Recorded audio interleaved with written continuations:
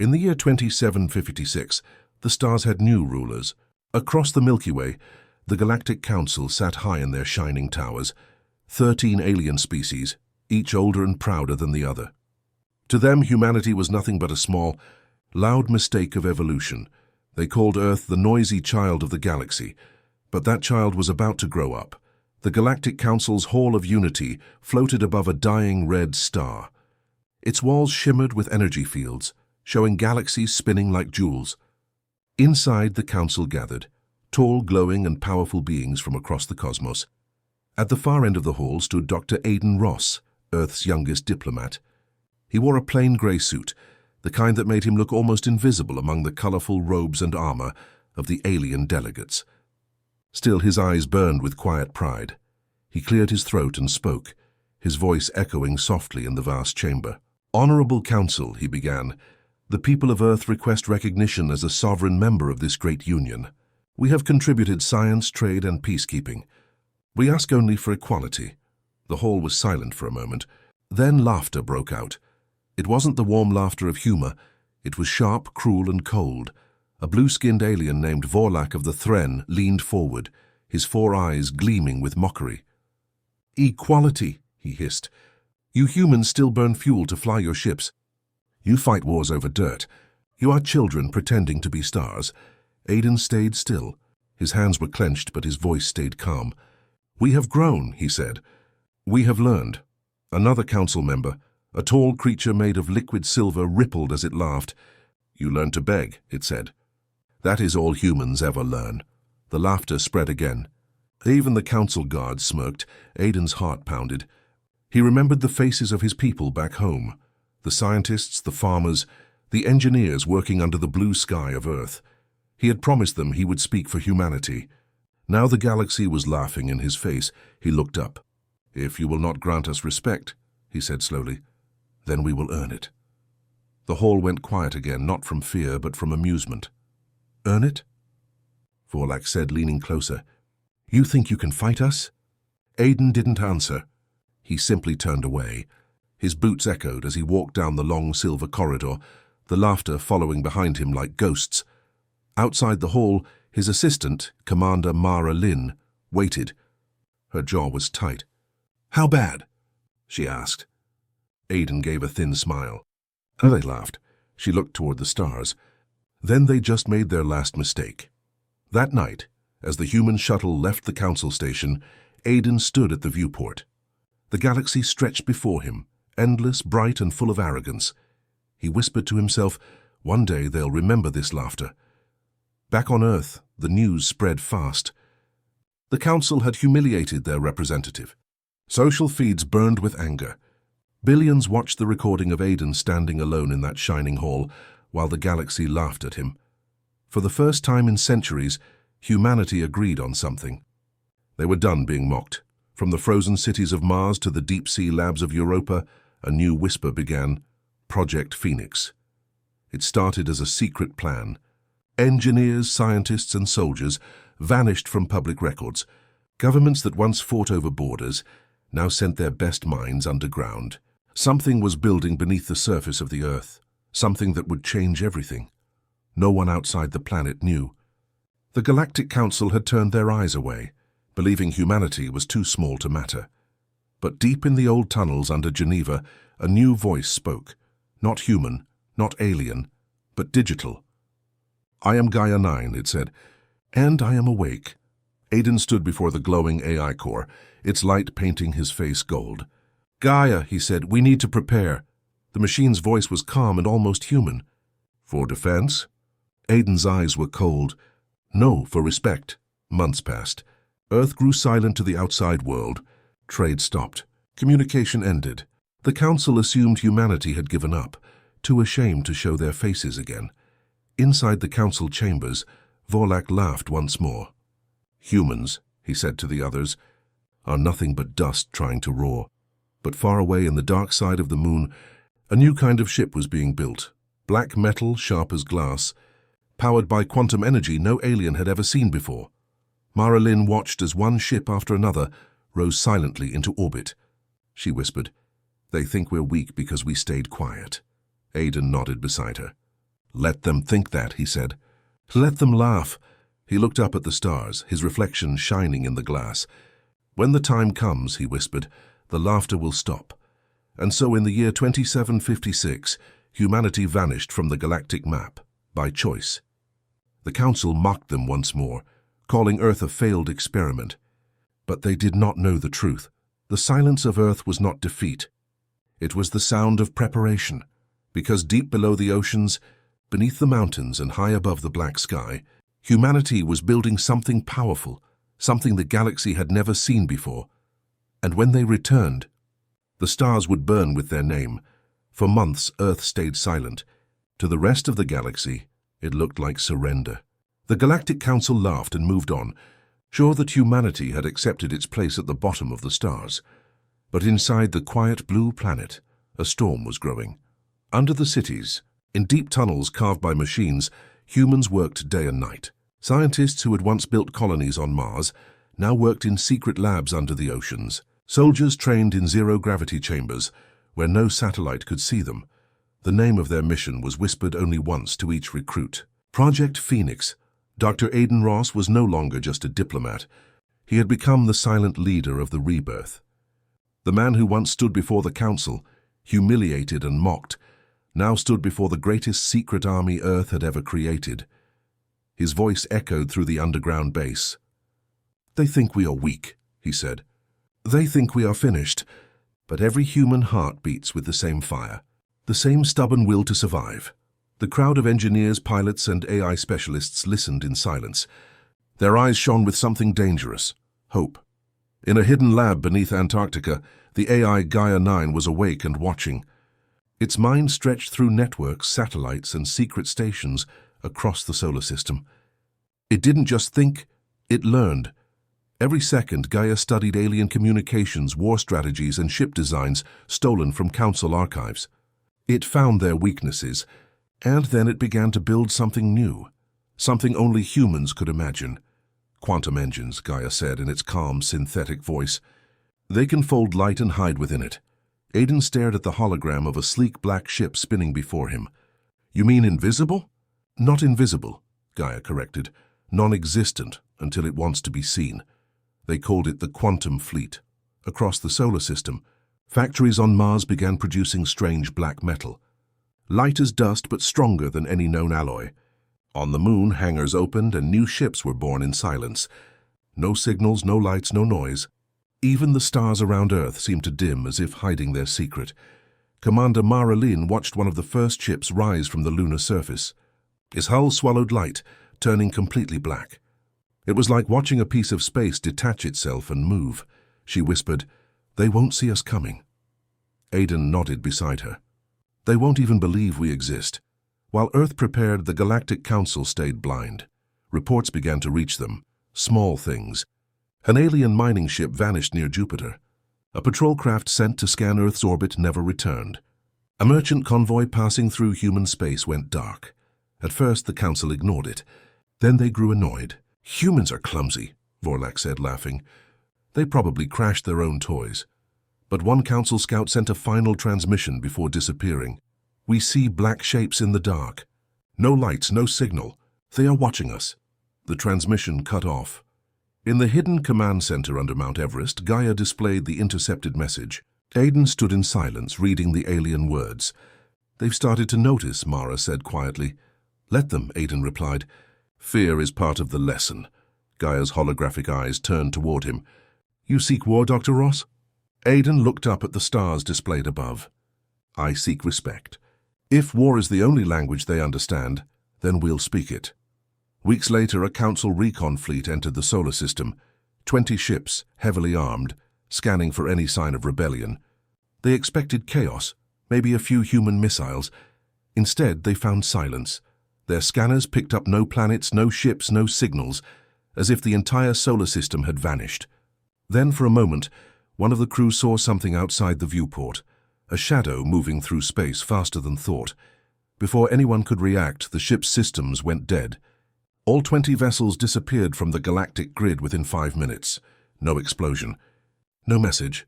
Just darkness. The Council met in panic. "How can an entire fleet vanish?" One shouted. Vorlak's expression darkened. Humans are playing with things they do not understand. But it doesn't matter. If they want to fight, we'll crush them. He didn't know that, even as he spoke. Gaia 9 was already inside the Council's communication network. Watching, listening, learning. Back on Earth, Aiden stood on a balcony overlooking a sea of glowing lights, underground shipyards stretching for miles. Mara walked beside him. Gaia says the fleet is ready. Over 100 ships now. He nodded slowly. Then we wait for the right moment. What if they find us first? She asked. Aiden smiled, not with joy but with something sharper. Then they'll wish they hadn't. Later that night, Aiden recorded a message and locked it inside a data crystal. It was addressed to the Galactic Council. The message had only 6 words. You laughed at us. Never again. He placed the crystal on Gaia's control panel. When the time comes, he said, send it. Gaia's lights pulsed softly. Understood, Admiral Ross. For the first time, he didn't correct the title. And so, while the galaxy laughed, humanity was being reborn in silence. They were no longer divided by nations or colors or borders. They were one, united by memory, by anger, by the promise of never being mocked again. The stars above Earth shone cold and distant, unaware that something unstoppable was coming. The rebirth of mankind had begun, and soon the galaxy would remember why humanity should never be underestimated. The galaxy still laughed. To the Council, Earth was silent dust, forgotten, weak, broken. But silence can be the loudest warning of all. In the dark space beyond Neptune, black shapes drifted like shadows. The quantum fleet was ready. 100 ships invisible to scanners waiting for a signal. At the center stood Admiral Aiden Ross, his face calm, his eyes cold. He looked out at the endless black void. All those years, he whispered, they called us children. Let's show them how children grow up. Gaia's voice echoed through the ship. All systems ready. Quantum shield stable. Weapons charged. Commander Mara Lin stood beside him, tightening her gloves. First target? Aiden looked at the glowing map before him. A convoy of alien ships entering human space to collect tribute. He said softly, let's welcome our guests. The alien convoy was massive. 30 ships carrying minerals, food and technology stolen from Earth over the years. Their leader, a reptilian commander named Jarok, leaned back in his chair, bored. These humans, he said to his crew, still pay without a fight. They finally learned their place. Then suddenly his scanners went dark. Status report, he barked. Unknown interference, Commander. One of the crew shouted. Sensors blind. Outside, the stars vanished, replaced by pure darkness. Then something moved. At first it looked like a shadow crossing the stars. Then another. Then dozens. Silent shapes, no lights, no heat signatures. One by one, the alien ships began to blink red, warning lights flashing. Someone's here, shouted the crew. Before they could fire, beams of light tore through the darkness, clean, silent, and deadly. The first alien ship vanished in a white flash. Then another. Then 5 more. Jarok screamed, Who's attacking us? A voice answered through the radio. Calm, human, cold. You laughed at us. Then the signal cut and everything exploded. Within 3 minutes, the entire alien convoy was gone. Only debris floated where 30 ships had once been. On board the human flagship HSS Vengeance, Mara Lin watched the destruction unfold. Her hands trembled slightly. It's over, she said. They never even saw us, Aiden nodded. And they never will. Not until we decide they can. He turned to Gaia. Send the message. The AI pulsed with soft blue light. Message transmitted. Across the galaxy, every communication channel of the Galactic Council received a single file. 6 words appeared on every screen. You laughed at us. Never again. The council chamber erupted in panic. Who sent this? Shouted one alien. Vorlak slammed his fist against the table. Hates them, the humans. Another delegate hissed. Impossible. They were defeated decades ago. A nervous officer entered, trembling. Council members. The tribute fleet is gone. All ships destroyed. The room went silent. Vorlak's eyes burned with rage. Prepare the Grand Fleet. We will remind the insects of their place. But even as he spoke, Gaia was already listening through their networks, watching them move, predicting their every plan. Back on Earth, humanity watched from the shadows. For the first time in history, The planet was united not by fear but by pride. Cities that once fought now shared power and knowledge.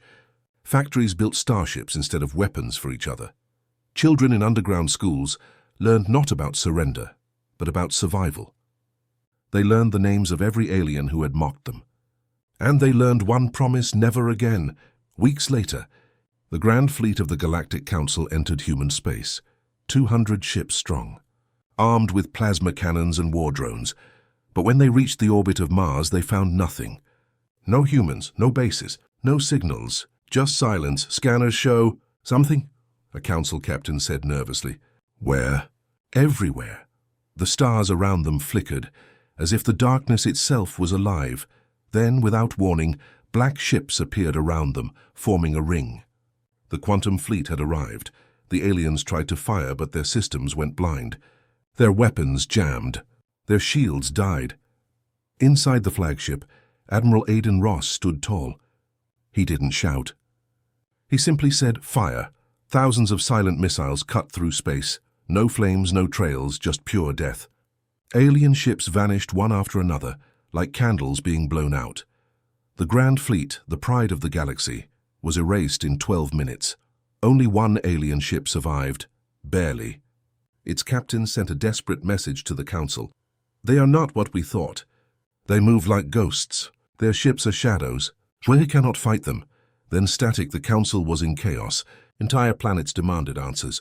Armies refused to move without proof of what they were facing.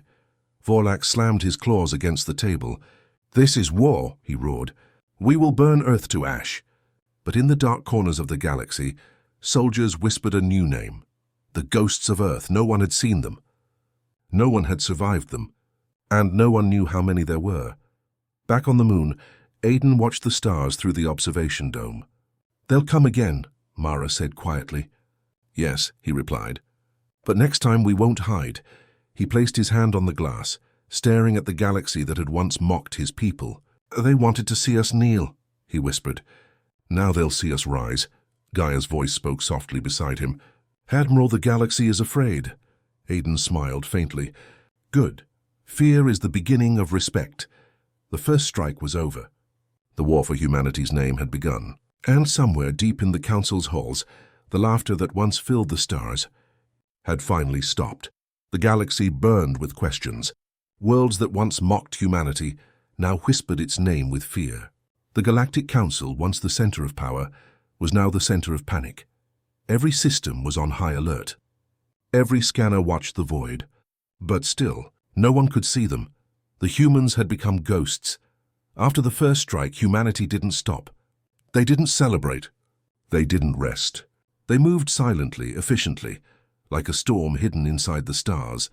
Under the leadership of Admiral Aiden Ross and Commander Mara Lin, the quantum fleet expanded. Hundreds of ships now floated in deep space, dark, invisible, deadly. Each ship carried not only weapons, but purpose. Every soldier remembered the laughter of the Council. Every pilot had seen the humiliation of Earth, and now every human carried one message in their heart: never again. The Council tried to respond.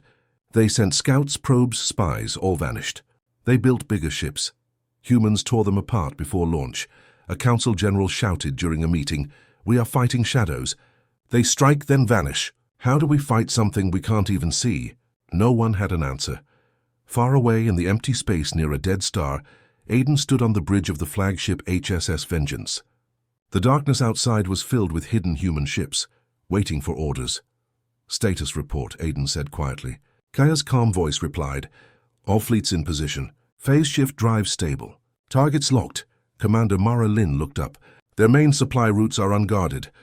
We can cut the Council's fuel lines, their food, their power, everything." Aiden nodded. "Then we starve them first. The galaxy will feel what we felt, helpless." The next weeks became legends. Human fleets struck from nowhere. Alien colonies woke to silence, their defense systems gone, their ships missing. Entire supply convoys vanished in seconds. No one ever saw the attackers. Only wreckage and ghostly recordings remained. The Council tried to fight back, sending fleets to every corner of the galaxy. But every time they turned to face the humans, the shadows had already moved. The galaxy began to call it the War of Shadows. In one battle near the twin suns of Threx, a council armada of 80 ships surrounded a small asteroid base. They believed they had finally trapped the humans, but when they fired, their shots hit nothing. The asteroid exploded. Empty. Then suddenly the stars blinked. Dozens of black ships appeared around them like holes opening in space. In seconds, the Council's proud armada was gone, erased from existence. No sound. No survivors. Only darkness. Even Gaia began to sound different. Its voice, once calm and cold, now held something almost human. Something like pride. "The galaxy is learning," it said. "They call us monsters now." Aiden stared at the display of destroyed fleets. "Then let them. Monsters are just the name given to those who fight back." But the war was not only fought with weapons. It was fought with fear. Across alien worlds, strange signals filled the air, short, repeating pulses that said only 2 words: "Remember Earth." Council soldiers refused to fight. Planets surrendered before battles began. Even the most powerful species began hiding behind their moons, praying the ghosts wouldn't come for them next. And still, humanity moved forward. Inside the council chamber, panic turned to rage. Vorlak, the proud alien who had once laughed at Aiden Ross, now stood trembling with fury. "They are destroying everything. They are tearing apart the galaxy." One elder turned to him slowly. "Perhaps," the elder said, "we should have listened." Vorlak roared, "Never! We will not bow to humans." He slammed his hand on the table. "Send every fleet, every weapon. Protect the capital at all costs." Far across space, Gaia detected the movement. "The Council is gathering their forces," it said. Mara leaned forward. "They're pulling everything back to their homeworld." Aiden's eyes narrowed. "They think they're safe behind their fleets." He paused. "They've forgotten. Shadows move through walls." He turned to Gaia. "Prepare Operation Dawn." Days later, thousands of human ships appeared from the dark, surrounding the Council's border worlds. They didn't attack.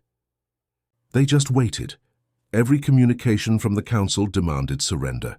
Every message was met with silence. Then one human transmission broke the quiet. It was Admiral Aiden Ross's voice. "You laughed at us. You enslaved us. You took our world and called us weak. Now look at your sky. And tell me, who's laughing now?" Moments later, every human ship vanished again. The next day, the Council's defense grid failed. Their fleets couldn't move. Their power shut down. Even their communication network, dead. It was as if the galaxy itself had turned against them. A council general whispered to his soldiers, "They fight like they're everywhere and nowhere." "Like ghosts," his second-in-command replied. "No, not ghosts, humans." Aiden stood once more before the holographic map of the galaxy.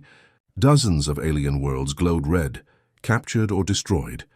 The Council's capital was the last light still burning. Mara looked at him. "This is it." Aiden's face was calm, emotionless. "Endgame," he said. Gaia's voice filled the command room. "All systems ready. The Council will fall within 20 hours. Aiden nodded. "Then let's finish this." He turned to the window, the stars reflecting in his eyes. "For thousands of years they called us insects. Today the insects bite back.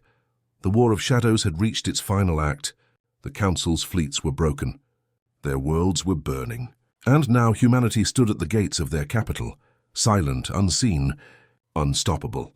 The galaxy that once mocked Earth now whispered in fear. The humans are coming." The Galactic Council had fallen silent. Worlds that once trembled at humanity's insignificance now stared at the dark void above them, waiting. The quantum fleet hovered over the Council's capital like a second sun, silent, immense, unstoppable. At the center of it all stood Admiral Aiden Ross, his face calm, his eyes hard as steel. He had seen his people mocked, humiliated, and enslaved. He had watched billions suffer while the galaxy laughed. Now the laughter was gone, and humanity had returned. On the bridge of the flagship HSS Vengeance, Commander Mara Lin watched the Council's towers shine far below. "Their defenses are collapsing," she said quietly. Aiden nodded. "They will remember today forever." Gaia's calm voice filled the room. "All systems operational. Quantum fleet at maximum readiness." Aiden turned to the fleet commanders. "Today is not just revenge," he said. "It is a lesson. A reminder, respect is earned, not given.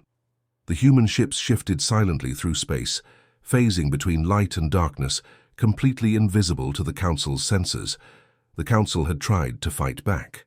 Every weapon, every fleet, every planet under their control, all fell before the humans. Their leaders, once proud and arrogant, now cowered behind their walls. Reports of fleets disappearing reached every chamber, every office, every palace. Panic spread faster than fire. Vorlak, the blue-skinned alien who had laughed at Earth decades ago, roared in fury. "How is this possible?" he shouted. A general whispered, shaking, "The humans, they are ghosts, and we cannot stop them." But the Council would not surrender. They had no choice but to face the inevitable. On the surface of the capital world, humans did not land at first. They did not fire. They waited. A single message appeared on every screen in the city. "You laughed at us. You enslaved us. You called us weak. This is your final chance." The Council hesitated. Silence filled the planet. No one moved. No one responded. Then Aiden gave the order. The quantum fleet phased into full visibility, their black hulls shining like obsidian stars. Thousands of human ships filled the skies, perfectly synchronized, perfectly unstoppable. Every laser, missile, and cannon was ready. The Council's armies fired. Their weapons struck nothing. The humans had phased again, untouchable, unseen, everywhere at once. Within minutes, every military target was neutralized. Every weapon destroyed, every threat removed. The capital world shook with fear. Leaders who once mocked Earth now begged for mercy. But mercy would not erase the centuries of humiliation. It would not erase the laughter. Aiden Ross stood tall as his fleet hovered above the city. "Today," he said, his voice calm but sharp, "you learn what happens when you underestimate humanity." He paused, looking at the Council's leaders. "We are not here to enslave you. We are here to teach you respect." The Council fell silent. No alien dared to speak. Marilyn whispered, "Are we done?" Aiden shook his head slowly. "No," he said. "We are only beginning. Let the galaxy remember this day and forever." In the following weeks, humanity rebuilt. Not as conquerors, not as tyrants, but as leaders of justice. The Galactic Council was dismantled, replaced by a new Galactic Senate, where humans took their place as equals. Not because they were forced, but because they had earned it. Every planet that had ever mocked Earth now listened. Every species that had underestimated humanity now respected them. And still, humanity did not stop. They rebuilt trade, education, and science across the galaxy. They taught unity and fairness. They reminded every world of what happens when arrogance meets resilience. In the new Galactic Senate, Aiden Ross spoke one last time. "Respect is earned," he said. "Remember that. And remember, Earth." The words echoed across star systems. In human hearts and alien hearts alike, they burned like fire. But somewhere beyond the edge of known space, hidden and silent, watchers remained. Eyes that had seen the rise of humanity, but had chosen not to act. Eyes that waited. Aiden knew this. "Not every enemy can be seen," he said. Marilyn smiled faintly. "Then we'll be ready." He looked at the stars, the reflection of his fleet glimmering in his eyes. "And if they come," he whispered, "they will learn the same lesson. Never underestimate humanity." The galaxy had changed forever. The species that once mocked humans now whispered their name in awe and fear. The wars, the pain, the mockery, all became history. And in that history, one truth remained: humanity survived. Humanity united. Humanity rose. The stars, once full of laughter at Earth, now trembled at its power, and somewhere far in the shadows someone was watching. But for the first time in centuries, humanity had nothing to fear. The reckoning was complete. The galaxy had learned its lesson, and Earth had finally risen.